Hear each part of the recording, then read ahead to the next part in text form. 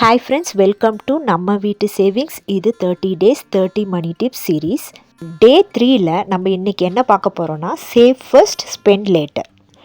நம்ம எல்லாரும் என்ன சொல்கிறோம், மந்த்து எண்டில் மிச்சமாகிற சேல்ரியை அப்படியே சேவிங்ஸ் பண்ணிடலாம் அப்படின்ட்டு. ஆனால் மந்த் எண்டு வரும்போது நம்ம பேலன்ஸ் பார்த்திங்கன்னா 0ல் இருக்குது. இதுக்கு காரணம் சேலரி கம்மி கிடையாது, நம்ம ஃபாலோ பண்ணுற ஆர்டர் தப்பாக இருக்குது. நம்ம சேலரி வந்த உடனே ஃபஸ்ட்டு ஸ்பெண்ட் பண்ணுறோம், அப்புறம் இருந்தால் சேவ் பண்ணிக்கலான்னு நினைக்கிறோம். ஆனால் ட்ரூத் என்னென்னா, முதல்லையே நம்ம ஸ்பெண்ட் பண்ணுனா பிறகு சேவிங்ஸே நடக்காது. முக்கியமான ரூல், எப்போவுமே இதை மைண்டில் வச்சுக்கோங்க, ஓகேவா? அந்த ரூல் என்னென்னா, save first spend later.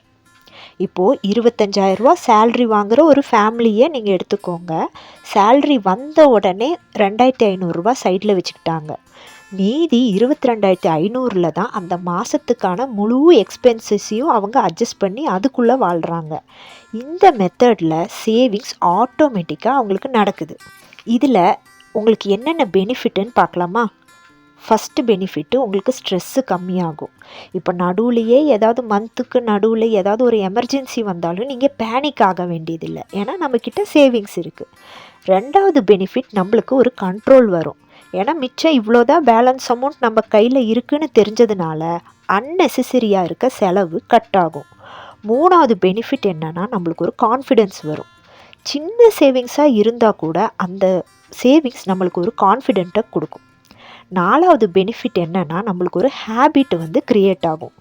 First நீங்கள் ஒரு 500 ஸ்டார்ட் பண்ணுங்கள், அப்புறம் அதுக்குள்ளேயே உங்களுக்கு கண்ட்ரோல் ஆக ஆரம்பிக்குது. நான் இன்னும் கொஞ்சம் 1000 கூட சேவ் பண்ண முடியும்னு உங்களுக்கு தெரியும் போது அப்படியே கிராஜுவலாக இன்க்ரீஸ் பண்ணிக்கோங்க. என்னோடய சேலரியே கம்மியாக தாங்க வருது, ரொம்ப கம்மி, இதில் நான் சேவிங் எல்லாம் பண்ண முடியாது அப்படின்னு மட்டும் நீங்கள் நினைக்காதீங்க. நான் மறுபடியும் சொல்கிறேன், சேவ் பண்ண முடியலன்னா அதுக்கு ப்ராப்ளம் சேலரியே கிடையாது, ஹேபிட். அதுதான் அங்கே லேக் ஆகுது. எவ்வளோ ஹை சேலரி இருந்தால் கூட அவங்க சேவ் பண்ணலன்னா ஃப்யூச்சர் ரிஸ்கியாக போயிடும்.